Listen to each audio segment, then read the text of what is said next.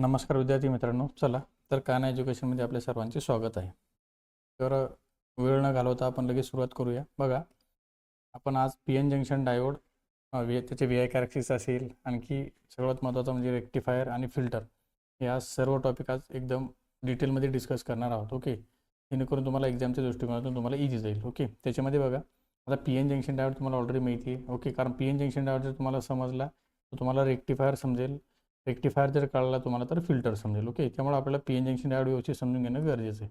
Okay, बघा, त्याच्यामध्ये सगळ्यात पहिलं आपण थोडं क्लासिफिकेशन बघूया. तर ॲक्च्युअलमध्ये काय आहे की सगळ्यात पहिलं आपल्याला पी एन जंक्शन डायोड समजून घेणं गरजेचं आहे. क्लिअर आहे. मी तुम्हाला सांगितलं पी एन जंक्शन डायोड जर तुम्हाला कळालं तर तुम्हाला रेक्टिफायर कळेल, रेक्टिफायर जर कळालं तर तुम्हाला फिल्टर कळेल. बरोबर आहे.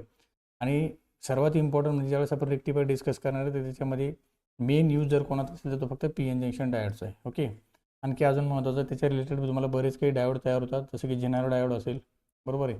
त्याच्यानंतर अजून स्कॉटकी डायोड असेल, एल ई डी असेल, असे बरेच डायोड आपण त्याच्यानंतर बघणार आहे. त्याच्यासाठी बेसिक जर असेल तर कोणता आहे पी एन जंक्शन डायोड, तो तुम्हाला समजणं गरजेचं आहे. ओके, त्याच्यामध्ये बघा, ॲक्च्युअलमध्ये तुम्ही ऑलरेडी डिस्कस केले की पी एन जंक्शन डायोडमध्ये फॉरवर्ड बायस कंडिशन असते, रिव्हर्स बायस कंडिशन असेल किंवा ब्रेकडाऊन असेल. अजून त्याच्यात महत्त्वाचं म्हणजे ॲव्हलन्स तयार होतो. की आता ॲव्हलन्स जो असेल तो कोणामुळे होतो? जेनर डायोडमुळे. त्याच्यानंतर बघा, ए आय कॅरेक्टरिस्टिक्सचा P N junction diode. Clear आहे.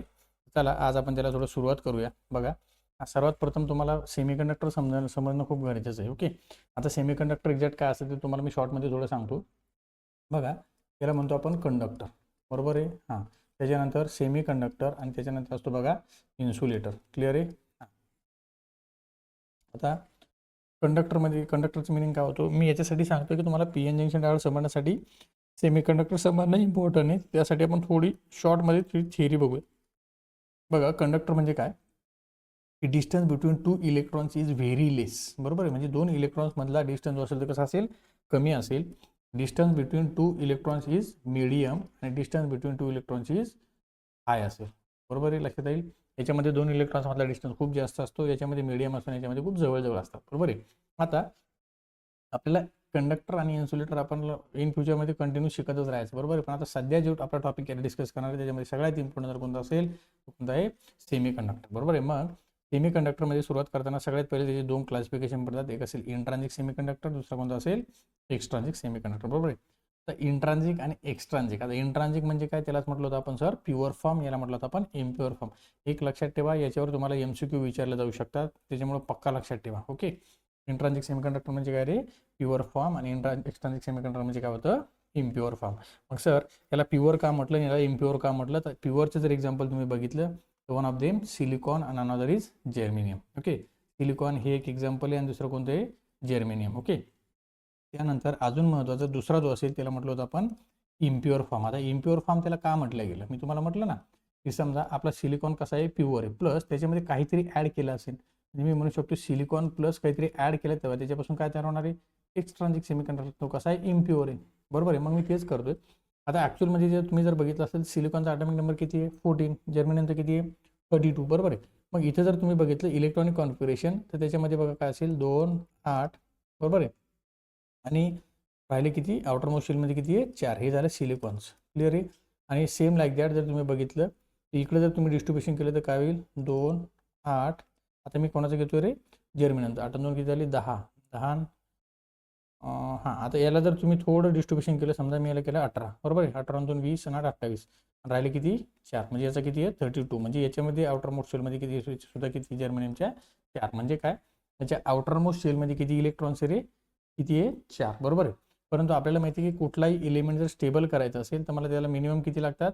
मिनिमम त्याचा ऑक्टेट कंप्लीट पाहिजे, म्हणजे 8 पाहिजे. म्हणजे याला 8ची गरज, 4ची गरज आणि याला पण 4ची गरज आहे. बरोबर आहे. मग या सिलिकॉनमध्ये 4 प्लस आणि या जर्मेनियममध्ये 4 प्लस मी काहीतरी ॲड करतो. सर काहीतरी ॲड करतो म्हणजे काय? मी सपोज केलं ट्रायव्हॅलेंट ॲड केला आणि सपोज मी केलं एक एक्झाम्पल पेंटाव्हॅलेंट ॲड केला. आता जर्मेनियम असो की सिलिकॉन, हा बरोबर आहे. म्हणजे काय होईल? इथे ज्यावेळेस मी ट्रायव्हॅलेंट ॲड केला तेव्हा 4 आणि 3 किती होतील रे? 7. बरोबर आहे. म्हणजे एकाची गरज आहे. बरोबर आहे. आणि इथे जर मी पेंटाव्हॅलेंट ॲड केला तर 5 आणि 4 किती होते? 9. म्हणजे याच्याकडे काय झालेलं आहे? एक एक्स्ट्रा झालेलं आहे. बरोबर आहे. मग इथं एक कमी आहे आणि एक काय? एक्स्ट्रा आहे. म्हणजे याचा अर्थ काय? ज्यावेळेस मी सिलिकॉनमध्ये पेंटाव्हॅलेंट ॲड करतो, सिलिकॉनमध्ये मी काय केला? पेंटाव्हॅलेंट ॲड केला, त्यावेळेस काय झालं सर? त्याच्याकडं एक इलेक्ट्रॉन्स जास्त आहे. बरोबर आहे. एक इलेक्ट्रॉन्स काय आहे?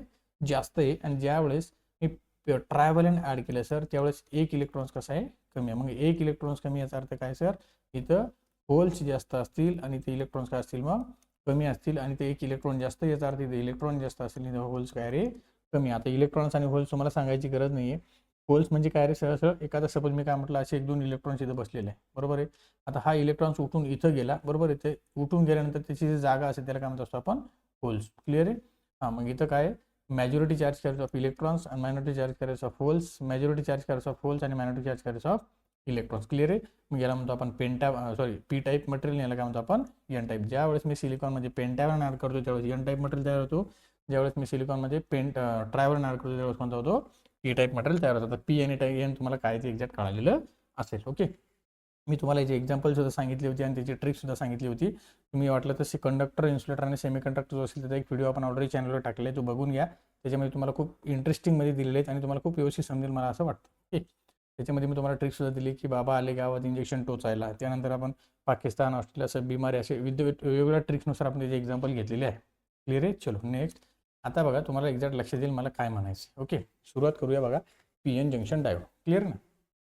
आता हा पी एन जंक्शन डायोड जो असेल, पी एन जंक्शन डायोड कसा तयार झाला, मी काय केलं फक्त एक्झॅक्ट एक पी लेअर घेतली बरोबर आहे आणि त्याच्या शेजारी काय केलं फक्त असे एन लेअर घेतली बरोबर आहे. आता तुम्हीच म्हटले सर याच्यामध्ये होल जास्त आहे, याच्यामध्ये इलेक्ट्रॉन जास्त आहे बरोबर आहे ना. मग याच्यामध्ये होल जास्त याचा अर्थ इलेक्ट्रॉन्स नाही का आहे, याच्यामध्ये इलेक्ट्रॉन जास्त याचा अर्थ होल्स नाही का आहे, फक्त कसे रे कमी आहे बरोबर आहे. मग इथं काय झालं, याच्यामध्ये जास्तीत जास्त काय होल्स, कमीत कमी काय इलेक्ट्रॉन, जास्तीत जास्त काय इलेक्ट्रॉन्स, कमीत कमी काय होल्स. मग काय होतं माहिती आहे का, आता आपल्याला माहिती आहे सपोज ज्याची जास्त लोकसंख्या असेल त्याची थोडी दादागिरी चालणारच आहे बरोबर आहे ना. मग याचा अर्थ काय म्हणायचं सर तुम्हाला की इथं जर तुम्ही बघितलं असेल की याच्यामध्ये काय होल जास्त म्हणजे होलची दादागिरी आहे, इलेक्ट्रॉन्स कमी आहे, मग हे सगळे इलेक्ट्रॉन्स काय होतील त्याचे एका साईडला येऊन उभं राहतील बरोबर आहे. इथं कोणाची दादागिरी जास्त असेल इलेक्ट्रॉनची, कमी कोणाची असेल होलची, मग सगळे होल्स काय होतील असे एका ठिकाणी जमा राहतील आणि अशा प्रकारे काय तयार होईल, एक डिप्लेशन लेअर तयार होईल. काय तयार होईल, डिप्लेशन लेअर. त्याला म्हणतो आपण जंक्शन J1 आणि याला म्हणतो आपण पूर्ण depletion layer. Okay, in between P and N carriers. Okay, लक्षात आलं. चलो आता तर तुम्हाला काही गोष्टी लक्षात येईल. बघा आता पी एन जंक्शन जे असेल त्याचे पी टाईप आणि एन टाईप जे असेल तो कॉम्बिनेशन केलं आपण तेव्हा तयार झाला. ओके, त्यानंतर त्याच्यामध्ये बघा फॉरवर्ड बायस आणि रिव्हर्स बायस काय असतं. ओके, तर थोडं स्टार्टिंगपासून आपण त्याला डिस्कस करू. बघा सगळ्यात पहिले कसा तयार होतो तुम्हाला बघा फर्स्ट डायग्राममध्ये. बघा हे व्हाईटवाले जे असेल ना होल्स आणि हे रेडवाले जे असेल ते काय रे इलेक्ट्रॉन्स बरोबर. इथे जर बघितलं बघा जास्तीत जास्त काय होल्स ही पी रिजन बरोबर, इथे जास्तीत जास्त काय इलेक्ट्रॉन्स ही एन रिजन बरोबर आहे. आता या दोघांची जी जंक्शन आहे किंवा दोघांची जी पार्टिशन आहे मधात त्यालाच काय म्हटलं आपण पी एन जंक्शन. कशी तयार झाली कळालं. चलो आता या पी एन जंक्शनची डिप्लेशन लेअर कशी बनते ती तुम्हाला पुढे दाखवतो. बघा सेकंड डायग्राम बघा है ना. मी तुम्हाला म्हटलं ना इथे मॅक्झिमम काय होल्स पॉझिटिव्ह जास्तीत जास्त आहे, निगेटिव्ह कमीत कमी, मग कमीत कमीची लोकसंख्या काय येईल एका साईडला उभं राहतील बरोबर आहे. इथे जास्तीत जास्त इलेक्ट्रॉन्स आहे आणि कमीत कमी पॉझिटिव्ह आहे, म्हणजे इथे प्लस काय होतील याच्या शेजारी येतील. बघा आता प्लस इथं तयार झाले, मायनस या साईडला तयार झाले बरोबर आहे.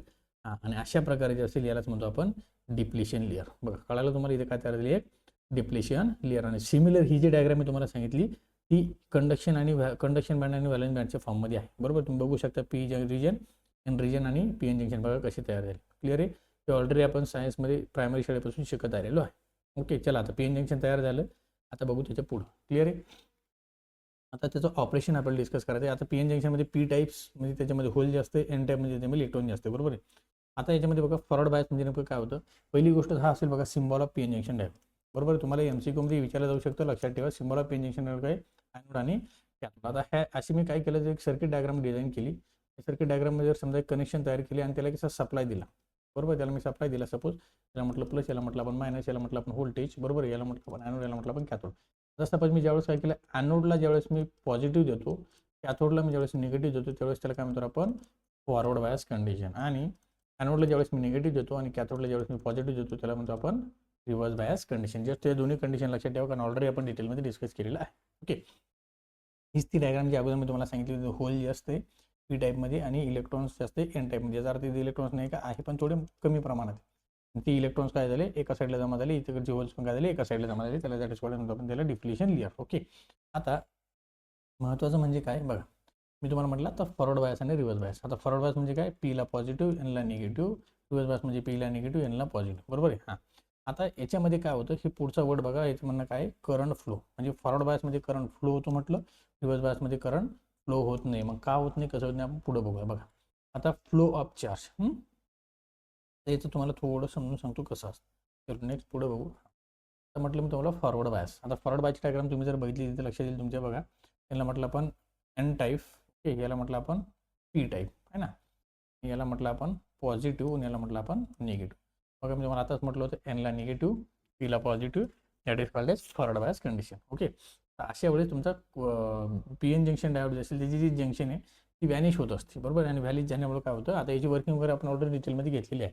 ओके, तर अशा वेळेस काय होतं की तुमचं इलेक्ट्रॉन जे असेल ते इलेक्ट्रॉन्स इकडून इकडे फ्लो होतील आणि त्याच्यामधून काय होईल तुमचा असा करंट फ्लो होईल. ओके, अशा प्रकारे तुमचा काय होईल करंट फ्लो होईल. That is called as forward bias condition. म्हणजे काय म्हटलं मी, ॲनोडला प्लस कॅथोडला minus, that is called as forward bias condition. अशा वेळेस तुमचा डायोड जो असेल तो डायोड, तुमचा डायोड काय रे ऑन म्हणून काम करतो. ओके, डायोड तुमचा ऑन होईल, बरोबर आहे, आणि तो ऑन स्विच म्हणून काम करतो. क्लिअर कळालं. ओके, कसं करतो काय तुम्हाला तेही दाखवा तुम्ही. ओके, त्यानंतर बघा आता हे मी तुम्हाला जी ओव्हरमध्ये बोललो ती वर्किंग ॲक्च्युअल कशी होत असते बघा. हे बघा N region, P region. Okay, आता इथे तुम्ही सेकंड डायग्राममध्ये बघा स्टार्टिंग कशी होती बघा त्याच्यामध्ये. आता बघा प्लस आणि मायनस. आता सुरुवातीला काय होतं की हे जे इलेक्ट्रॉन्स असेल बघा, हे इलेक्ट्रॉन्स जे आपल्या सोर्सकडून जे इलेक्ट्रॉन्स निघत चालतात ते इकडे याला प्रेशराईज करतात, बरोबर, म्हणजे याला रिपल करेल. हे इलेक्ट्रॉन जे असेल तर याला पुढं रिपल करेल, बरोबर आहे. अशा प्रकारे तुमचे हळूहळू इलेक्ट्रॉन्स इकडे पुढं पॉझिटिव्हपर्यंत येतात. बघा इथे सेकंड डायग्राममध्ये बघा. हे बघा हे इलेक्ट्रॉन जे असेल बॅटरीचे निगेटिव्हचे इलेक्ट्रॉन्स मला याला रिपल करतील, हे इलेक्ट्रॉन्स पुढे याला रिपल करतील किंवा हे पॉझिटिव्ह याला अट्रॅक्ट करतील. अशा प्रकारे इलेक्ट्रॉन्स तुमचे निगेटिव्ह टू पुढे पॉझिटिव्ह, ज्यावेळेस इलेक्ट्रॉन्स निगेटिव्ह टू पॉझिटिव्ह पोहोचतोय बघा तिसऱ्या डायग्राममध्ये तुम्हाला लगेच लक्षात येईल. हे स्टेप बाय स्टेप एक डायग्राम आहे. सुरुवातीची पहिली स्टेप, सेकंड स्टेप आणि काय असेल तुमची थर्ड स्टेप. आणि याच्यामध्ये डायरेक्ट काय होईल, थर्ड स्टेपमध्ये तुमची इलेक्ट्रॉन जे असेल बघा इथून निगेटिव्ह पासून कुठं पोहोचले पॉझिटिव्हपर्यंत, यालाच म्हणतो आपण करंट फ्लो. हे बघा डिप्लेशन लेअरमधून कसे पास व्हायला लागले. लक्षात आलं, लक्षात आलं. ओके, कंडक्शन बँडमधून कुठं आले ते व्हॅलन्स बँडमध्ये. अशा प्रकारे डिप्लेशन लेअर तुमची कमी होईल. हे बघा हे डायरेक्ट डिप्लेशन लेअर बघा. सुरुवातीला तुमची डिप्लेशन लेअर जास्त असेल, नंतर तुमची डिप्लेशन लेअर ऑटोमॅटिक हळूहळू व्हॅनिश होऊन जाते. आता हे ऑलरेडी आपण थेरोटिकल बघितले, फक्त मी तुम्हाला एक शॉर्टमध्ये सांगतो एक एक्झामच्या ओरिएंटेड. ओके, लक्षात आलं. डिप्लेशन लेअर कमी झाली त्यावेळेस वाहतात, आता डिप्लेशन लेअर वाढली स्टॉप आहे. क्लिअर कळालं. चलो that is called as forward bias condition. Okay, त्यानंतर नेक्स्ट बघा. आता इथे बघा तुम्ही बघा इथं हा आता हा अनोड आहे बघा, अनोडला पॉझिटिव्ह, त्यावेळेस लाईट ऑन आहे, लॅम्प ऑन आहे बघा. आता forward bias, reverse bias, forward bias, reverse bias, forward bias. Forward बायसच्या टायमाला ऑन आहे, रिव्हर्स बायसला टायमाला ऑफ आहे, म्हणजे तो रिव्हर्स बायसला ऑपरेट होतो का नाही होत, बरोबर आहे. हां, आता हे बघा तुम्हाला रिव्हर्स बायसची कंडिशन दाखवतो, बरोबर आहे.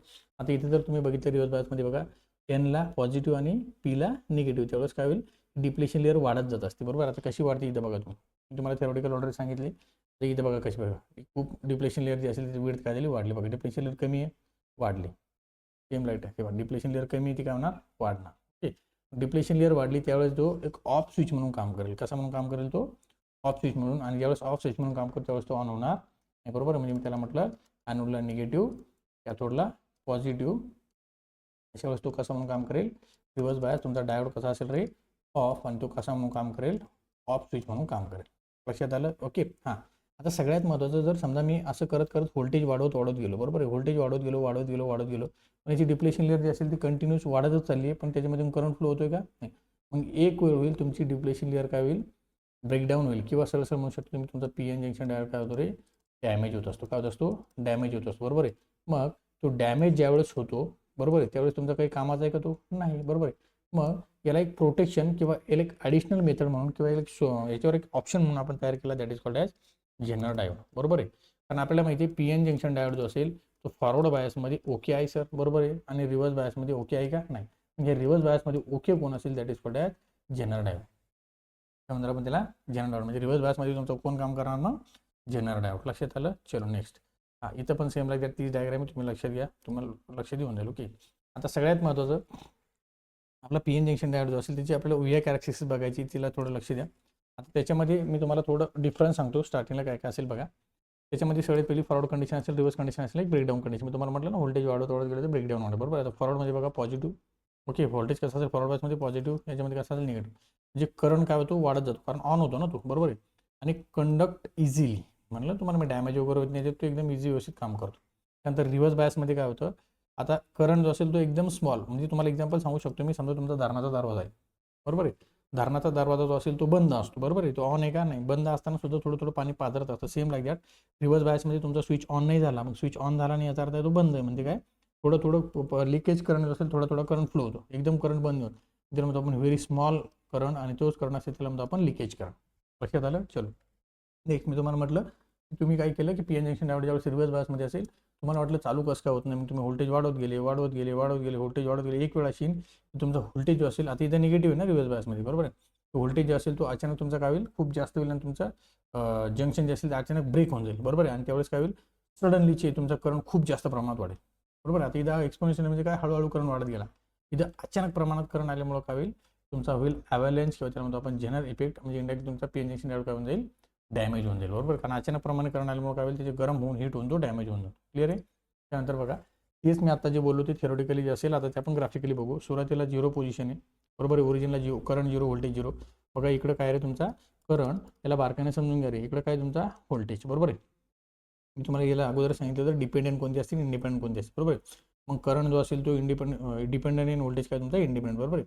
मग काय झालं समजा मी 1 2 3 4 5 6 7 असं 1 2 3 4 असे रँडम व्हॉल्यूम मी घेतले सपोज, बरोबर आहे.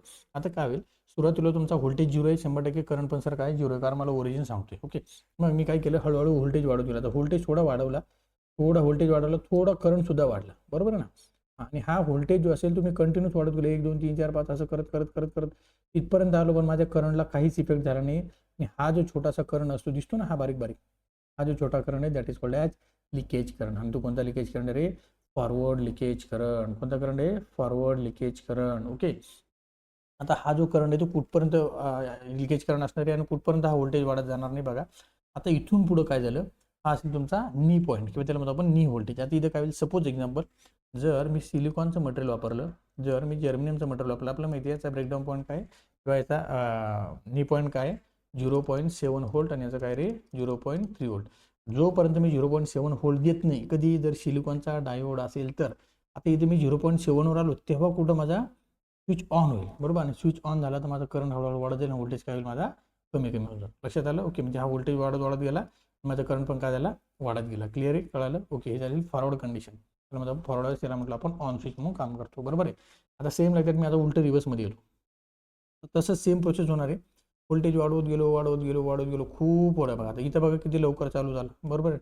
आता इथं बघा इथं आसपास कुठेतरी चालू व्हायला पाहिजे, नाही झाला तर इथपर्यंत आला डायरेक्ट. ओके. म्हणजे मी खूप जास्त व्होल्टेज वाढवला पण तोपर्यंत माझा काय leakage current that is called reverse leakage current, बरोबर आहे. आणि एक पॉईंट असा आला की त्या पॉईंटला तो डायरेक्ट काय झाला ब्रेकडाऊन झाला आणि ब्रेकडाऊन झाल्यानंतर डायरेक्ट फास्टमध्ये ह्यूग अमाऊंट ऑफ म्हणजे अचानकमध्ये भरपूर करंट अचानक खूप करंट वाढला आणि खूप करंट वाढल्यामुळे अचानक तो काय होईल हीट होईल आणि याच्यामध्ये तो खावत असतो डॅमेज होण्याचे चान्सेस असतात, बरोबर. इथं बघा त्याला म्हणतो आपण एक्सपोनेन्शियल करंट वाढणे. याच्यामध्ये हळूहळू करंट वाढत गेला 5 10 15 20 25, बरोबर. इथं डायरेक्ट 5 10 डायरेक्ट 100 200, बरोबर आहे.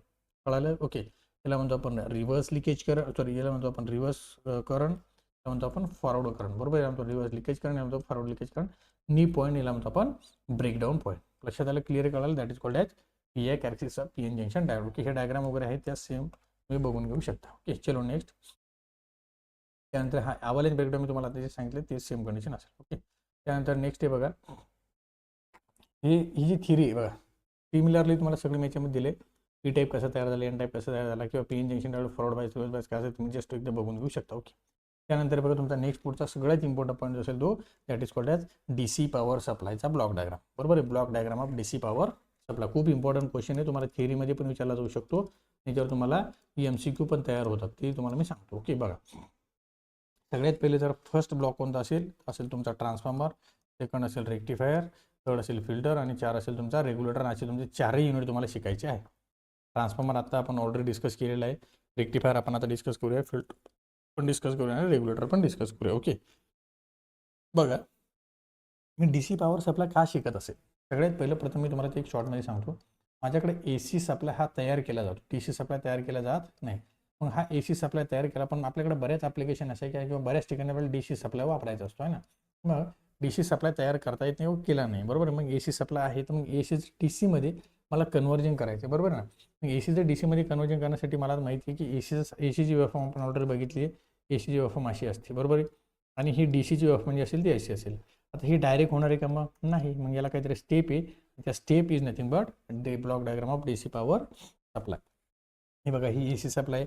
आता ही सरळ सरळ जी आहे ना ही जी दिसते ना ही लाईनला फक्त काय करायचं माहिती असं सरळ करत जायचं. बघा ही लाईन जी दिसते ना ही तर बघा ऑटोमॅटिक शेवटच्या टप्प्याला काहीतरी सरळ झाली झालं, बरोबर. आता पहिल्या स्टेपला काय होईल इथं बघा positive half cycle, negative half cycle, positive half cycle, negative half cycle. आपल्याला काय टार्गेट करायचं फक्त की ही एका लाईनमध्ये सरळ एकाच मोडमध्ये आणायची, बरोबर आहे. मग इथं बघा आता सगळ्यात पहिले मी त्याचा मॅग्निट्यूड कमी केला, बरोबर आहे. बघा त्याचा मॅग्निट्यूड बघा, याची हाईट बघा जास्त आहे ना, याची हाईट बघा कमी आहे. हां मग हे हाईट म्हणजेच काय मॅग्निट्यूड किंवा आम्प्लिट्यूड. पहिला याचा मॅग्निट्यूड कमी केला बाय युझिंग ट्रान्सफॉर्मर, बरोबर आहे. नंतर आता ही जी निगेटिव्ह हाफ सायकल आहे ना, त्याला काय केलं पहिलं पॉझिटिव्हमध्ये कन्वर्ट केलं, म्हणजे याला वर नेलं, बरोबर आहे. बघा आता हा पॉझिटिव्ह हाफ सायकल होता, हा खालचा निगेटिव्ह होता, याला पण पॉझिटिव्हमध्ये आणला, हा खालचा निगेटिव्ह होता, याला पण पॉझिटिव्ह आणलं, म्हणजे कळायला लक्षात आलं. बघा हा ऑलरेडी पॉझिटिव्ह होता, बरोबर आहे. हा पण एक पॉझिटिव्ह होता, हा पण एक पॉझिटिव्ह होता, बरोबर आहे. हा निगेटिव्ह होता, त्याला प्लस केला, आता हा निगेटिव्ह होता, त्याला प्लस केला, हा निगेटिव्ह होता, त्याला प्लस केलं, म्हणजे निगेटिव्हचं काय केलं पॉझिटिव्ह केलं. यालाच म्हणतो आपण पल्सिटिंग DC वेव्हफॉर्म. लक्षात आलं मित्रांनो, याला काय म्हणतो आपण पल्सिटिंग DC वेव्हफॉर्म, बरोबर आहे. याला आपण एसीच म्हणतो. आणि एसी जो असेल कसा आहे मॅग्निट्यूड कमी केलेला आहे. ओके, त्यानंतर ह्या पल्सिटिंग DCचा असेल आपण कशामध्ये करणार आता रिपल DC मध्ये केलं आहे. याला म्हणतो आपण रिपल DC वेव्हफॉर्म, बरोबर आहे. आणि ही रिपल DC जे असेल म्हणजे रिपल DC म्हणजे काय थोडी थोडी रिपल राहिलेली बघा त्याच्यामध्ये असे झिगझॅग. याला आपण काय केलं आता असं सरळ करायचा प्रयत्न केला आणि that is called as pure DC. याला काय म्हणतो आपण प्युअर DC, बरोबर आहे. म्हणजे काय AC सप्लाय जो असेल याच्यामध्ये काही ना काही इम्प्युरिटीज असतात, ती इम्प्युरिटीज काय केली आपण बाय युझिंग फिल्टर आणि बाय युझिंग रेक्टिफायर आपण काय केल्या कमी कमी करत गेलेलो आहे. म्हणजे किती ब्लॉक आहे आपल्याकडे असे 4 transformer, rectifier, filter and regulator, बरोबर. चला आता मी वन बाय वन थोडा आपण डिस्कस करूया जेणेकरून तुम्हाला समजायला सोपं जाईल. ओके, सर्वप्रथम आपण सुरुवात करूया रेक्टिफायरपासून. ओके, सगळ्यात पहिले बघा याच्यामध्ये किती ब्लॉक होते ट्रान्सफॉर्मर, रेक्टिफायर, फिल्टर आणि रेग्युलेटर. ट्रान्सफॉर्मरचं काम काय स्टेप अप किंवा स्टेप डाऊन करणे, मी म्हटलं त्याचा मॅग्निट्यूड कमी जास्त केला. त्यानंतर एसीचं पल्सिटिंग DC कोण करतो रेक्टिफायर, त्याचं स्मूथ DC किंवा त्याला आपण म्हणतो रिपल DC कोण करणार फिल्टर, आणि म्हणतो आपण प्युअर DC कोण करणार रेग्युलेटर. चलो नेक्स्ट पहा, इथं सगळ्यात पहिलं आपल्याला अभ्यास कोणाचं करायचं आहे आता रेक्टिफायर. ओके, चला आपण याला डिस्कस करू. आता रेक्टिफायर म्हणजे काय सर नेमकं, मला तुम्ही आत्ताच सांगितलं फंक्शन की काय म्हणतो आपण त्याला AC टू पल्सेटिंग DC करणार सर. AC टू काय करणार पल्सेटिंग DC, बरोबर आहे. मग आता इथे जर तुम्ही बघितलं रेक्टिफायरची किती क्लासिफिकेशन आहे हाफ वेव्ह आणि दुसरा कोणता असेल फुल वेव्ह, बरोबर आहे. मग हाफ आणि फुल मग याचा अर्थ काय याच्यामध्ये एक डायोड वापरला जातो आणि याच्यामध्ये किती वापरले जातात 2 किंवा किती वापरले जातात रे 4 डायोड, बरोबर आहे.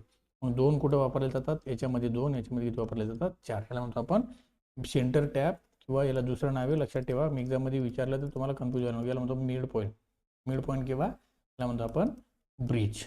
लक्षात आलं. ओके, ब्रिज रेक्टिफायर याला म्हणतो आपण सेंटर टॅप किंवा मिड पॉईंट रेक्टिफायर. क्लिअर कळालं. म्हणजे याच्यामध्ये किती डायोड वापरायचे पी एन जंक्शन डायोड 1, त्यामध्ये किती वापरायचे 2 किंवा किती वापरायचे 4. लक्षात आलं. चलो तर स्टार्टिंग करूया वन बाय वन, आपण थोडं डिस्कस करू शॉर्टमध्ये.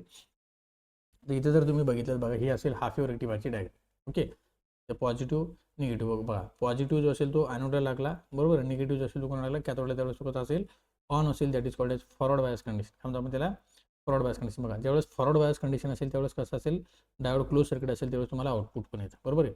आता हे ऑलरेडी आपण डिटेलमध्ये डिस्कस केलं. ज्यावेळेस फॉरवर्ड बायस असेल त्यावेळेस तुम्हाला इथं आउटपुट येईल, बरोबर आहे. आणि रिव्हर्स बायस त्यावेळेस तुम्हाला आउटपुट येणार आहे का 0 आउटपुट असेल. लक्षात आलं. क्लिअर आहे असेल. बघा हाफ वेव्ह रेक्टिफायरमध्ये तुम्हाला थोडं आणखी एक ओव्हरव्ह्यू सांगतो. बघा इथे जर बघितलं बरोबर इथं म्हणतो आपण 0, बरोबर आहे. इथं म्हणतो आपण पाय, इथं म्हणतो आपण 2 पाय. ओके, आता इथे जर बघितलं तुम्ही तर इथं आपण समजा याला असं कनेक्ट केलं. क्लिअर आहे. सेम लाईक दॅट म्हटलं आपण पॉझिटिव्ह सायकल, म्हटलं आपण निगेटिव्ह सायकल, बरोबर आहे. आता इथं काय होतं माहिती आहे का ॲनोडला प्लस कॅथोडला मायनस, म्हणजे काय असेल फॉरवर्ड बायस. आणि इथं काय होतं ॲनोडला मायनस कॅथोडला प्लस, इथं म्हणतो आपण रिव्हर्स बायस. म्हणजे इथं तुमचा स्विच काय असेल रे इथं असेल डायोड तुमचा ऑन, इथं डायोड तुमचा असेल ऑफ, इथं असेल ऑन, इथं असेल ऑफ. अशा प्रकारे तुमची कंटिन्यू वेव्हफॉर्म चालते. याला म्हणतो आपण हाफ वेव्ह रेक्टिफायर. काय म्हणतो आपण त्याला हाफ वेव्ह रेक्टिफायर. क्लिअर. इथं बघा डॉटेड जे असेल ते निगेटिव्ह हाफ सायकल, ह्या जे असेल पॉझिटिव्ह. तुमचं आउटपुट पण कुठं आलं फक्त पॉझिटिव्ह हाफ सायकलला, निगेटिव्ह हाफ सायकलला आउटपुट आलेलं नाही. क्लिअर आहे. That is called as half wave rectifier. याच्यामध्ये फक्त किती डायोड वापरले जातात एक डायोड. ओके, त्यानंतर बघा नेक्स्ट असं बघा मी म्हटलं तुम्हाला सेंटर टाईप किंवा फुल वेव्ह रेक्टिफायर, बरोबर आहे. आता सेंटर टाईप किंवा फुल वेव्ह रेक्टिफायर असेल याच्यामध्ये किती डायोड वापरलेत म्हटलं मी तुम्हाला 2, D1 आणि D2, बरोबर आहे. आता याच्यामध्ये काय होतं D1ला आउटपुट इथे येणार आणि D2ला आउटपुट इथे येणार. म्हणजे काय पॉझिटिव्ह हाफ सायकलमध्ये पण आउटपुट येतं आणि निगेटिव्ह हाफ सायकलमध्ये पण आउटपुट येतं, बरोबर आहे. बघा इथे जे असेल ते पॉझिटिव्हमध्ये आलं. बघा पॉझिटिव्हसाठी बघा एमटी स्पेस, निगेटिव्हसाठी कोणतं असेल कलरफुल स्पेस, बरोबर. म्हणजे काय पॉझिटिव्ह हाफ सायकलला पण आउटपुट आलं, पण कोणामुळे आलं D1मुळे. निगेटिव्ह हाफ सायकलमध्ये पण आउटपुट आलं कोणामुळे D2मुळे, बरोबर आहे. म्हणजे याचा अर्थ काय इथं पॉझिटिव्हला पण आउटपुट येतं आणि निगेटिव्ह म्हणजे इथं फुल वेव्ह रेक्टिफायर काम करणार. कोणता म्हणजे त्याला फुल वेव्ह रेक्टिफायर, बरोबर. मी तुम्हाला आताच जे सांगितलं इथं जे असेल हे कोणामुळे आलं पॉझिटिव्ह, म्हणजे याला म्हटलं आपण D1 मुळे, हे कोणामुळे आलं D2. मग याचा अर्थ काय सर, इथं तुमचा D2 ऑफ असेल आणि इथं तुमचा D1 का असेल ऑफ. पण हा कसा आहे ऑन, पण हा D1 ऑन आहे, इथं पण D2 काय ऑन आहे. क्लिअर आहे. मग याला म्हटलं आपण पॉझिटिव्ह हाफ सायकल. आता इथे निगेटिव्ह हाफ सायकल आउटपुट आलं, मग हे पण काय झालं पॉझिटिव्ह पॉझिटिव्ह पॉझिटिव्ह, बरोबर. म्हणजे हे आउटपुट कोणामुळे आलं निगेटिव्ह, हे कोणाचं आहे निगेटिव्ह. म्हणजे काय मी तुम्हाला म्हटलं ना पॉझिटिव्ह ऑर्डर होती, ही खालची सायकल आपण वर नेली पॉझिटिव्हमध्ये. क्लिअर आहे. याला म्हणतो आपण pulsating waveform, that is called as full wave rectifier. आपण त्याला फुल वेव्ह रेक्टिफायर. इथं काय होत होतं, फक्त पॉझिटिव्ह हाफ सायकल येत होतं, निगेटिव्ह हाफ सायकल आउटपुट येत नव्हतं, बरोबर. इथे आता पॉझिटिव्हला पण येतं, निगेटिव्हला पण, कारण इथे किती डायोड वापरले आपण 2. चलो कळालं. चलो नेक्स्ट. त्याच्यानंतर बघूया पुढं. सेंटर टॅप फुल वेव्ह रेक्टिफायर झाला. आता कोणता आहे रे, ब्रिज रेक्टिफायर. ब्रिज म्हणजे त्याच्यामध्ये 4 डायोड असतात, बरोबर. आता मी तुम्हाला याची शॉर्ट ट्रिक्समध्ये तुम्हाला सांगितली होती की ही तुम्हाला लेंदी डायग्राम आहे, याचे जास्त फंद्यात पडल्यापेक्षा तुम्हाला मी एक सिंपल डायग्राम सुद्धा दिली होती. आपण अशा प्रकारे किती डायोड काढू शकतो रे, 4 डायोड काढू शकतो. एकदम सिंपल डायग्राम आहे, जेणेकरून तुम्हाला समजायला सोपं जाईल. ओके. कारण हा जो व्हिडिओ असेल, हा व्हिडिओ फक्त आपला एक्झाम ओरिएंटेड आहे, आपले शॉर्ट रिव्हिजन म्हणून, त्याच्यामुळे जास्त लेंदी आपण याच्यामध्ये डिस्कस करणार नाही. ओके. बघा, तरी मी तुम्हाला बऱ्यापैकी समजून सांगायचा प्रयत्न करतोय.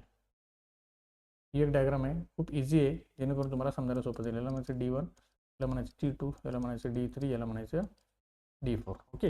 ही पण एक सिंपल डायग्राम आहे. क्लिअर आहे, लक्षात आलं. ओके. बघा, आता ही जसं डायग्राम आहे वरची तशी सेम. आता काय होईल, ॲट अ टाइम कोणते कोणते ऑपरेट होईल इथं, ॲट अ टाइम कोणते कोणते ऑपरेट होईल बघा. एका टायमाला D1 ऑन झाला, त्यानंतर कोण होईल D2 ऑन होईल. लक्षात आलं. ओके. आता D1 आणि D2 नंतर काय होईल D3 आणि D4. आता कसा होईल सर ते सांगा एकदा. बघा, इथे प्लस असेल इथे काय असेल मायनस. बघा, प्लसपासून इथून करंट फ्लो होईल, नंतर D1 पासून असा जाईल. क्लिअर आहे. आता इथं अजून समोर डायग्राम कंप्लीट करायचे राहिले वाटलं, मी तुम्हाला ते कंप्लीट करून देतो. क्लिअर आहे. बघा, ते काय होईल असा, इथं असेल तुमचा लोड,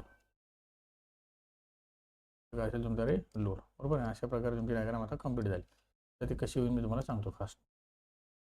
आता हा करंट जो असेल इकडं खाली येणार नाही, बरोबर आहे. करंट कुठं जाईल, असा पुढं जाईल, लोडमध्ये जाईल, लोडमधून असं येईल, इथून जाईल D2 मधून जाईल आणि असं. म्हणजे काय होईल, अशा प्रकारे सायकल कंप्लीट झाली. म्हणजे सरळ काय की D1 तुमचा ऑन झाला, त्यानंतर D2 पण ऑन झाला, बरोबर आहे. पण D3 आणि D4 तुमचा काय झाला रे ऑफ, बरोबर आहे. D3 अँड D4 काय झाला तुमचा ऑफ असेल, या दोघांमुळे तुमच्या लोडमध्ये काय झाला सप्लाय पोहोचला. म्हणजे अशा प्रकारे तुम्हाला इथेही आउटपुट मिळतं.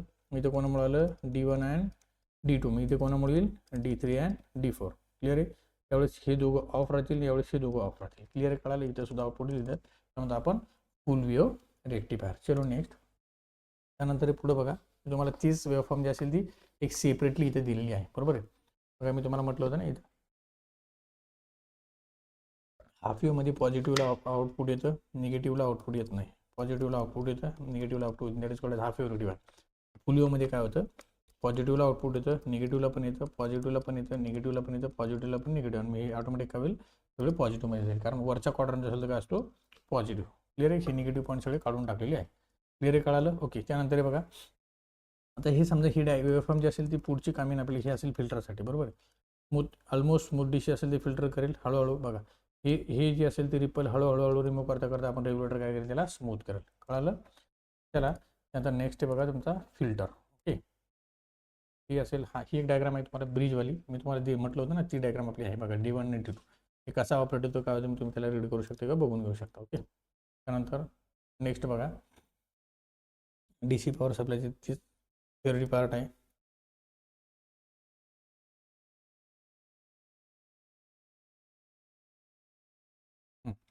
चला, तर आपण आता फिल्टर डिस्कस करूया. ओके. बघा, फिल्टर म्हणजे नेमकं काय असतं थोडं तुम्हाला थिओरिटिकल समजून घ्यावं लागेल. बघा, what is filter and why do we need filter. म्हणजे सरळ काय तुम्हाला फिल्टरची गरज काय, तर थिअरी समजून घ्या, जेणेकरून तुम्हाला काही MCQ वगैरे आले ते सॉल्व्ह करता येईल. बघा, आता रेक्टिफायर कन्वर्ट करतो कशाचं रे, कशाचं AC टू काय म्हटलं आपण त्याला DC, बरोबर आहे. लक्षात आलं. पण AC टू DC नाही करत डायरेक्ट, त्याला काय म्हणतो आपण पल्सेटिंग DC. काय म्हणतो आपण त्याला पल्सेटिंग DC, बरोबर. पण हे पल्सेटिंग DC असेल त्याला प्युअर करण्याचं काम कोण करत असेल त्याला फिल्टर. आता कसं बघा, द पल्सेटिंग डायरेक्ट करंट किंवा pulsating DC is not constant. Pulsating DC constant असते का नाही, मग it fluctuate with respect to time. तो फ्लक्च्युएट असतो. When the fluctuating DC is applied to any electronic device may not work properly. म्हणजे सरळ काय पल्सेटिंग DC मध्ये डिवाइस व्यवस्थित काम करेल का, मग नाही. मग sometime the device may also be damage. कधी कधी डिवाइस तुमचा डॅमेज पण होतो पल्सेटिंगमुळे म्हणून. So the fluctuating direct current म्हणजे पल्सेटिंग DC. फ्लक्च्युएटिंग म्हणजे काय, pulsating DC is not useful in most of the application. म्हणजे डायरेक्ट पल्सेटिंग DC बऱ्याच ठिकाणी वापरत नाही, मग त्याला प्युअर केलं जातं सर. मग प्युअर करण्यासाठी काय वापरतो आपण, therefore we need direct current DC that does not fluctuate with respect to time. The only solution for this smoothing the fluctuation direct current, this can be achieved by using device that is called as filter. बरोबर, त्याला smooth करायचं काम करतं filter. The filter circuit is an electronic device which block the AC component present in the rectifier output and allow the DC component to reach the load. लक्षात आलं बरोबर आहे. हा म्हणजे काय, आता मला सर कळालं फिल्टर आपण कशासाठी वापरतो की जे इम्प्युअर पार्ट असेल बरोबर आहे, म्हणजे रिपल असेल ते काढायचं काम कोण करतं, फिल्टर. क्लिअर आहे, कळालं, ओके. आता याच्यामध्ये तुम्हाला एक MCQ विचारला जातो डायरेक्ट, तो थोडा लक्षात ठेवा बरोबर आहे. बघा, इंडक्टर जो असेल तो कोणाला अलो करतो रे, डीसीला, आणि कोणाला ब्लॉक करतो, एसीला. आणि कॅपॅसिटर काय करतो, कॅपॅसिटर एसीला अलो करतो आणि डीसीला ब्लॉक करतो बरोबर. मी एक तुम्हाला शॉर्ट ट्रिक सांगतो थोडी, जी जेणेकरून तुम्हाला अजून समजायला सोपं जाईल. बघा, मी तुम्हाला काय म्हटलं, इंडक्टर बरोबर आहे, दुसरं काय म्हटलं आपण, कॅपॅसिटर. आता इंडक्टरचा सिम्बॉल तुम्हाला बघितल्या किंवा नाव जरी आलं डोक्यापुढं तर तुमच्या डोळ्यापुढं सिम्बॉल आला पाहिजे. कॅपॅसिटरचा सुद्धा तुम्हाला सिम्बॉल डोळ्यापुढं आला पाहिजे. क्लिअर आहे. आता आपला प्रश्न राहिला AC आणि DCचा. मी तुम्हाला सांगतो AC supply that is called as AC supply, याला म्हणतो आपण DC सप्लाय बरोबर. असा सिम्बॉल असतो ना DC आणि ACचा. क्लिअर आहे. मग तुम्ही जर बघितलं, मला सांगा आता इंडक्टर सोबत याच्यातला कुठला सिम्बॉल मॅच होतो का रे, नाही होत. हां, कॅपॅसिटर सोबत यातला कुठला सिम्बॉल, अरे यस सर झाला ना, कोणता, DC सप्लाय याच्यासोबत मॅच झाला. मग असं म्हणू शकतो हे एकाच घरातले लोक बरोबर आहे. म्हणजे काय, DC सप्लाय आणि कॅपॅसिटर हे आपापसात किंवा हे एकमेकाचे रिलेटिव्ह आहेत बरोबर आहे, दिसायला सारखे आहे ना बऱ्यापैकी. मग आपल्याला माहिती आहे की आपले लोक आपल्याला कधीच साथ देत नाही. आपल्याला सगळ्यांना माहिती आहे काय, आपले लोक आपल्याला कधीच साथ देत नाही. मग मला सांगा, कॅपॅसिटर डीसीला अलो करेल नाही, कारण ते आपले लोक आपल्याला साथ देतच नाही ना बरोबर आहे. मग सरळ लक्षात ठेवायचं, कॅपॅसिटर डीसीला काय करतो सर, डीसीला काय करतो सर, ब्लॉक करतो बरोबर आहे. मग जर तो डीसीला ब्लॉक करत असेल सर, मग एसीला काय करेल, अलो करेल बरोबर. इकडे याच्या उलट लिहा बघा. आता हा जर डीसीला ब्लॉक करत असेल तर 100% हा डीसीला काय करेल सर, अलो करेल. फक्त एवढं एक लक्षात ठेवा, आपल्याला साथ देत नाही बरोबर, बाकी तुम्हाला सगळं जमून जाईल. डीसीला काय करेल सर, मग हा ब्लॉक करेल, खतम, संपला. क्लिअर आहे, कळालं, ओके. हा पॉईंट MCQच्या ओरिएंटेड तुम्हाला 100% क्वेश्चन विचारला तर तुम्हाला आन्सर रॉंग आला नाही पाहिजे. क्लिअर आहे, कळालं. चलो नेक्स्ट, त्याच्यानंतर पुढचा पार्ट आहे बघा, टाईप्स ऑफ फिल्टर. आता फिल्टरचे कोणकोणते टाईप्स आहेत बरोबर आहे, सगळ्यात इम्पॉर्टंट पॉईंट्स आहेत टाईप्स ऑफ फिल्टर. आता याच्यावर तुम्हाला बरेच क्वेश्चन तयार होतात, पण तुम्हाला एवढं जास्त इन डिटेल नाही आहे, तर तुम्हाला जास्त फक्त लक्षात ठेवा. बघा, L फिल्टर असेल बरोबर, त्यानंतर असेल C फिल्टर असेल, त्यानंतर असेल बघा LC फिल्टर, आणि चौथा असतो बघा CLC फिल्टर बरोबर. याला म्हणतो आपण series inductor shunt capacitor filter LC, आणि याला म्हणतो आपण CSC किंवा याला म्हणतो असतो आपण पाय फिल्टर. हे नावंसुद्धा लक्षात ठेवा, तुम्हाला डायरेक्ट कधी विचारलं जातं बरोबर आहे. त्याला म्हणतो आपण सिरीज इंडक्टर फिल्टर बरोबर आहे. याला म्हणतो आपण शंट कॅपॅसिटर फिल्टर, आणि याला म्हणतो आपण LC. ओके, याला काय म्हणतो आपण LC फिल्टर. क्लिअर की, त्याला आपण कधी रिझोनंट पण म्हणतो. आणि CLC जो असेल त्याला म्हणतो आपण पाय फिल्टर. मग CLC पाय काय म्हटलं गेलं त्याच्या नावावर मी सांगतो कसं असतं. ओके, आता इथे जर तुम्ही बघितली थेअरी थोडी तुम्ही रीड करून घ्या, जेणेकरून तुम्हाला सहज लक्ष देईल. बघा, म्हणजे मला एक इम्पॉर्टंट पॉईंट काय सांगायचं एकदा बघा, हा सिरीज इंडक्टर फिल्टर जो असेल बरोबर, तो लोडसोबत सिरीज लावायचा आहे, हा लोडसोबत शंट लावायचं झालं. ओके, ही त्याची वेव्हफॉर्म असेल सिरीज इंडक्टरची, ही वेव्हफॉर्म असेल बघा शंट कॅपॅसिटरच्या. ते सगळं तुम्हाला थिओरिटिकली इथे दिले, तुम्ही जस्ट फक्त थोडं रीड करून घ्या, जेणेकरून तुम्हाला सहज लक्षात येऊन जाईल. ओके, तुम्हाला थोडं फास्टमध्ये ओव्हरव्ह्यू सांगतो कसं असतं बघा. आता समजा मी म्हटलं L फिल्टर बरोबर, काय म्हटलं मी तुम्हाला L फिल्टर. आता जे क्वेश्चन वेगळे डिफरन्स तयार होतात बरोबर. समजा तुम्हाला क्वेश्चन दिला असेल with half wave rectifier, with full wave rectifier, त्यातला पण सेंटर डॅप असू शकतो, ब्रिज असू शकतो, डिफरंट क्वेश्चन तुम्हाला तयार केले जातात बरोबर. समजा मी म्हटलं हाफ वेव्ह रेक्टिफायर असेल बरोबर, तुम्ही काय करणार बघा. आता हा जो असेल तुम्हाला त्याला फिल्टरचा इनपुट काय रे, रेक्टिफायर. फिल्टरचा इनपुट काय, रेक्टिफायर. मी काय केलं, असा एक इंडक्टर घेतला बरोबर आहे, आणि इथे काय केलं, असा एक लोड लावला, हे झाला माझा L फिल्टर झालं बरोबर आहे. हा काय झाला माझा L फिल्टर बरोबर. मी तुम्हाला सांगितलं की रामू, लालू आणि श्यामू तो व्हिडिओ बघा, तुम्हाला बऱ्याच ठिकाणी याची मदत होणार आहे बरोबर आहे. R, L आणि C हे जर तुम्ही व्हिडिओ बघितला नाही तर तुम्हाला बऱ्याच ठिकाणी अडचण येईल, कारण याच्यामध्ये इन डिटेल मी तिघाबद्दल दिलेले आहे, जेणेकरून तुम्हाला पुढं फ्युचर समजायला खूप इझी जाईल बरोबर. कारण याच्याबद्दल जर तुम्हाला डिटेल माहिती झालं तर हे काहीच नाही आहे, कारण मी तुम्हाला तिथं सांगितलेलं आहे Lचे फंक्शन कोणते, Cचे फंक्शन कोणते बरोबर आहे ना. इंडक्टर बेमान आहे, कॅपॅसिटर इमानदार आहे. मग इमानदार काय, बेमान काय, म्हणजे तो पोलॅरिटी चेंज करतो, पोलॅरिटी अशी चेंज करत नाही, तर तुम्हाला सगळे लक्षात येऊन जाईल. कारण आपल्याला माहिती आहे चार्जिंग होताना तो असा होतो आणि डिस्चार्जिंग होताना असा होत असतो. त्यामुळे लक्षात ठेवा, याच्यामध्ये हे शिकणं खूप इम्पॉर्टंट आहे. क्लिअर आहे? त्यामुळे तो व्हिडिओ तुम्ही आवर्जून बघून घ्या. क्लिअर आहे? आता हा झाला माझा एल फिल्टर. तर मला सर एल सी फिल्टर काढायचं असेल तर इंडक्टर सिरीज काढायचा, कॅपॅसिटर पॅरलल काढायचा, हा तुमचा लोड जशाल तसा काढायचा, एकूण तुम्ही रेक्टिफायरचा इनपुट द्यायचं झालं. क्लिअर आहे? That is called as L C filter. L म्हणायचं एल आणि सी, याला म्हणजे एल सी फिल्टर. तसं सी एल सी फिल्टर. आता बघा तुम्ही, सी एल सी जर मला काढायचं असेल तर काय असेल सर, एक कॅपॅसिटर असेल, एक इंडक्टर असेल, दुसरा आणखी कॅपॅसिटर असेल. अशा प्रकारे मी 2 कॅपॅसिटर, एक इंडक्टर, तर माझा लोड असेल सर आणि ते मला इनपुट असेल. क्लिअर आहे? अशा प्रकारे that is called as C L C filter. हे माझं इनपुट असेल बरोबर, म्हणजे एल ई आणि सी, म्हणजे C1 आणि म्हटलं आपण C2. बघा सी एल सी आणि कोणासारखा दिसतो रे, पायसारखा दिसतो ना असा, म्हणून त्याला म्हटलं आपण पाय फिल्टर. लक्षात आलं? तुम्हाला MCQ मध्ये विचारले जाऊ शकतं, तुम्ही त्यामुळे पक्का लक्षात ठेवा. क्लिअर आहे? ओके. ह्याला म्हणतो आपण फिल्टर. ओके. हे बघा, हे तुम्ही डायग्रामवर बघितली लक्ष देईल. हा असेल तुमचा 5 फिल्टर आणि तिथे असेल वेव्हफॉर्म, आणि थिअरी तुम्ही थोडी रीड करून घ्याल. ओके. चलो, त्यानंतर बघा आपल्याला नेक्स्ट शिकायचं आहे बघा ट्रान्झिस्टर. काय शिकायचं आता?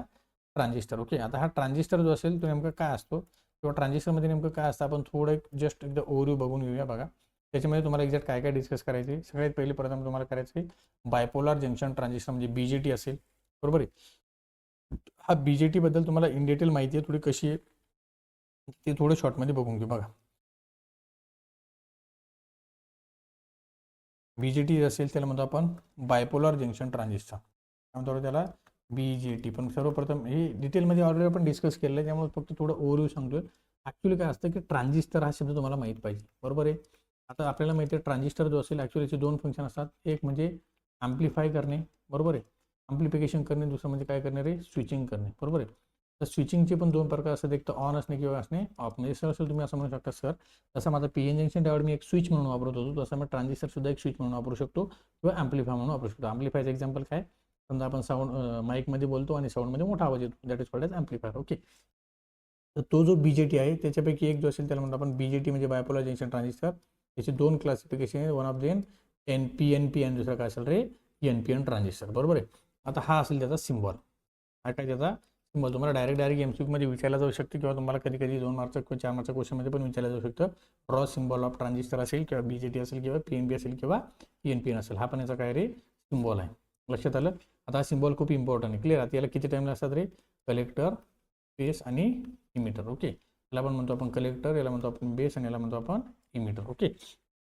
मग हा बेस इमिटर कलेक्टर जो असेल त्याच्यामध्ये काय महत्त्व आहे किंवा काय चेंजेस आहे, इथे जर तुम्ही बघितलं तर याचा ॲरो जो असेल असा आहे आणि याचा ॲरो कसा आहे, असं आहे. मग हे कसं लक्षात ठेवायचं बघा, मी तुम्हाला एक ट्रिक सांगतो जेणेकरून तुम्हाला रॉंग होणार नाही. PNP आणि दुसरं काय आहे, PNP. सर मी जर याच्यामध्ये बघितलं तर मला एक गोष्ट लक्षात आली की सुरुवातीला जर मी इनिशियल मोमेंटला जर बघितलं तर मला याच्यामध्ये हा एकटाच वेगळा दिसतोय सर. बरोबर आहे? हे दोघं सारखे दिसतात. सिमिलरली मला हा एकटाच वेगळा दिसतो आणि हे दोघं कसे दिसतात, सारखे दिसतात. मग पहिले वेगळे माणसं शोधा. बरोबर ना? आता आपण ऑर्डर शोधणार ना. समजा एखादा क्लास आहे, क्लासमध्ये 50 विद्यार्थी, त्याच्यापैकी सगळे ड्रेसमध्ये आहेत, कॉलेजच्या ड्रेसमध्ये आहे, युनिफॉर्ममध्ये आहे, आणि एकच असेल की जो अनड्रेसमध्ये असेल. बरोबर, म्हणजे विदाऊट युनिफॉर्म असेल, आपण त्याच्याकडे लक्ष देणार. सेम नाही तर मग वेगळा शोधा. मग वेगळा कोण आहे? पी म्हणजे लक्षात ठेवा, त्याला म्हणायचं पळून जाणारा.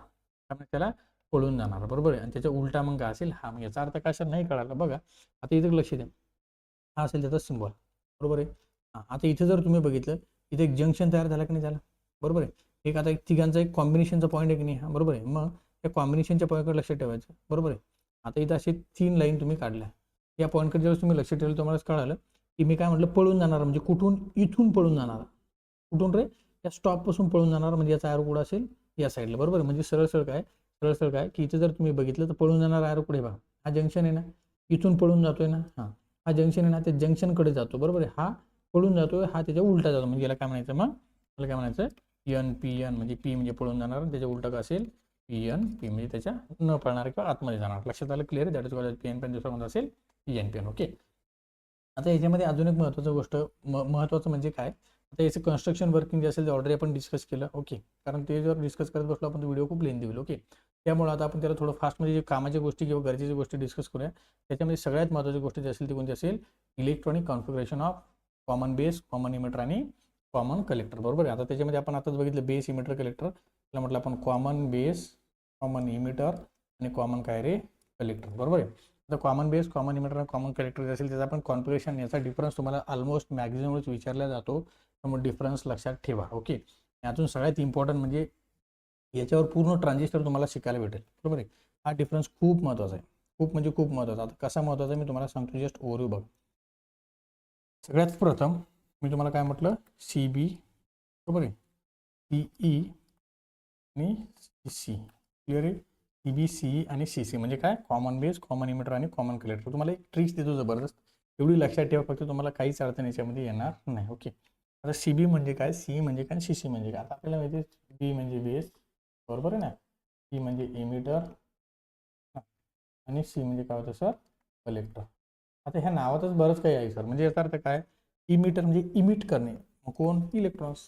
कलेक्टर म्हणजे कलेक्ट करणे, म्हणजे कोण, इलेक्ट्रॉन्स. म्हणजे इलेक्ट्रॉन्सला हा इमिट करतो, इलेक्ट्रॉन्सला काय करतो, कलेक्ट करतो. मग याचा अर्थ काय बघा, तुम्हाला एक सिंपल ट्रिक सांगतो. आता याच्यात तुम्हाला डिफरन्स कसा तयार करायचा बघा. मॅक्झिमम क्वेश्चन तुमचे याच्यावरून तयार होणार आहे. एक बॉक्स बनवला, सिमिलरली इकडे पण मी कसा एक बॉक्स बनवला. ओके, सिमिलरली ही ट्रिक्स तुम्हाला कुठंच मिळणार नाही, त्यामुळे पक्क लक्षात द्या. ओके, आता हा जे बॉक्स असेल त्या बॉक्सला मी काय केलं, सेंटरला एक लाईन मारतो. ओके, सेंटरला काय केली मी, कशी छोटीशी लाईन मारतो, जेणेकरून त्याच्यापेक्षा थोडं काहीतरी वेगळं दिसेल. बरोबर बघा, मी समजा याला असं सेंटरला डिस्ट्रीब्यूट केलं, तर याला सेंटरला असं डिवाइड केलं, या सेंटरला असं डिवाइड केलं. आता तर मी असं काय केलं, मी याचं कारण सांगतो.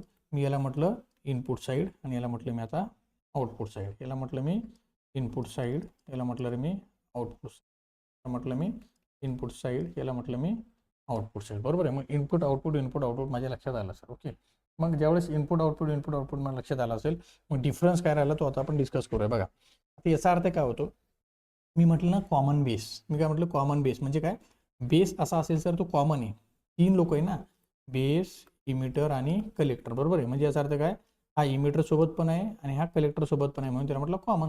मग माझा इथे बी आला. बरोबर आहे. सेम लाईक दॅट तिघापैकी आता कोण कॉमन आहे माझा सर, इमिटर. म्हणजे इमिटर माझा बेस सोबत पण असेल आणि कलेक्टर सोबत पण असेल. इथे कोणी माझा कलेक्टर, म्हणजे काय कॉमन कोणी माझा कलेक्टर. मग राहिले 2 टर्मिनलचे नाव. आता 2 टर्मिनलचे नाव कोणते, ते आपल्याला शोधायचे आहे. ओके, आता ते आपण शोधूया. बघा, आता इथं बेस आहे बरोबर आहे, इथं कोणी कॉमन इमिटर, इथं कोणी कलेक्टर. मग आता इनपुटला कोण राहिलं आणि आउटपुटला कोण राहिलं. बरोबर आहे. म्हणजे याचा अर्थ इथं बेस तर ऑलरेडी आलेला आहे. बरोबर आहे. आता इनपुट आणि आउटपुट राहिलं. बरोबर. मग आता इनपुट आणि आउटपुट ज्यावेळेस राहील त्यावेळेस आपल्याला त्याला लक्षात कसं ठेवायचं, त्यासाठी मी तुम्हाला ट्रिक्स सांगतो. तेवढी ट्रिक्स फक्त एक लक्षात ठेवा, जेणेकरून तुम्हाला लॉंग टर्मसाठी लक्षात ठेवता येईल. बरोबर आहे. बघा, पीला म्हणायचं आहे बाबा, बीला काय म्हणायचं रे, बाबा. बरोबर आहे. ट्रिक्स थोडी लक्षात ठेवा. बीला म्हणायचे बाबा आणि सीला म्हणायचे चाचा. आता बाबा म्हणजे आपले वडील आणि चाचा म्हणजे वडिलाचे भाऊ. आता मला एक सांगा, तुम्ही आपण वडिलाला पहिला प्रेफरन्स देतो की चाच्याला पहिला प्रेफरन्स देतो? ऑलवेज सगळ्यात पहिला प्रेफरन्स आपण कोणाला देणार आयुष्यामध्ये, बाबाला. बरोबर आहे. मग फर्स्ट प्रेफरन्स कोणाला द्यायचा, बाबाला. ओके, आता ह्याचा यूज कसा करायचा बघा. आधी जर तुम्ही बघितलं, आता तुम्ही बी तुमचा ऑर्डर आलेला आहे. बरोबर आहे. मग याला म्हणायचे फर्स्ट प्रेफरन्स, याला म्हणायचे सेकंड प्रेफरन्स, याला म्हणायचे फर्स्ट प्रेफरन्स, याला म्हणायचे सेकंड प्रेफरन्स, याला म्हणायचे फर्स्ट प्रेफरन्स, याला म्हणायचे सेकंड प्रेफरन्स. म्हणजे काय, इनपुट साईडला फर्स्ट म्हणायचं, आउटपुट साईडला सेकंड प्रेफरन्स म्हणायचं. बरोबर आहे. मग आता इथे जर तुम्ही बघितलं, फर्स्ट प्रेफरन्स माझा कोण असेल, बाबाला. बाबा ऑलरेडी आले, मग मी घेऊ शकतो का नाही. इथे मी चाचा बसू शकतो का नाही. मग चाचा 100% पुढे असणार सेकंड, म्हणजे इथे राहिलं कारण मग तुमचा ई खतम. बरोबर आहे. आता इथे बघा, इमिटर आलं आहे. बरोबर आहे. आता राहिलं कोण, बी आणि सी. मग फर्स्ट प्रेफरन्स आपण कोणाला देणार, बीला, आणि सेकंड कोणाला देणार, सीला. बरोबर आहे. आता इथं कोणी तुमचं चाचा ऑलरेडी आलेला आहे, कोण राहिला, बाबा. पहिला फर्स्ट प्रेफरन्स, याला काय देणार आपण, इथं राहिला काय, ई, कारण सी तर ऑलरेडी खाली आहे. बरोबर आहे. मग आता किती सोपं झालं बघा. आता सपोज तुम्हाला विचारलं इनपुट करून कोणता, तर काय म्हणायचं रे, आय ई. आउटपुट करून कोणता, तर काय म्हणायचं रे, आय सी. इनपुट करून कोण काय म्हणायचे, आय बी. आउटपुट करून कोणता आहे, आय सी. इनपुट करून कोणता आहे, आय बी. आउटपुट करून कोणता आहे, आय ई. बरोबर आहे. त्यानंतर बघा, आता इनपुट साईडला हे जे असेल याला म्हणायचं व्होल्टेज, हे असेल आउटपुटचं व्होल्टेज. बरोबर आहे. याला म्हणायचं व्ही. आता हा ई आणि बी म्हणजे व्ही बी ई, याला म्हणायचं आता बी आणि सी, मग याला म्हणायचं व्ही बी सी. बघा, सेम लाईक दॅट. आता बी आणि ई आहे ना, मग इथं काय म्हणणार तुम्ही, V B E input voltage, याला म्हणायचे व्ही सी ई. बरोबर आहे. इकडे असेल बी आणि सी, मग याला म्हणायचं व्ही बी सी, आणि हा असेल तुमचा व्ही सी ई. एकदा तुम्हाला आउटपुट व्होल्टेज इनपुट व्होल्टेज कळाले ना, तर तुम्हाला खूप सोपं जाईल. क्लिअर कळालं. आता मला इनपुट व्होल्टेज पण लिहिता यायला लागले आणि आउटपुट व्होल्टेज पण मला लिहिता यायला लागले. ओके, क्लिअर कळालं. ओके, त्यानंतर याच्यामध्ये आहे ना तुम्हाला काही ॲम्प्लिफिकेशन फॅक्टर खूप महत्त्वाचं आहे. बरोबर आहे. ॲम्प्लिफिकेशन फॅक्टर येणं खूप महत्त्वाचे. आता ॲम्प्लिफिकेशन फॅक्टर कोणकोणते असतात, सी बीसाठी आपण वापरत असतो अल्फा, याच्यासाठी वापरत असतो आपण बीटा, याच्यासाठी वापरत असतो आपण गॅमा.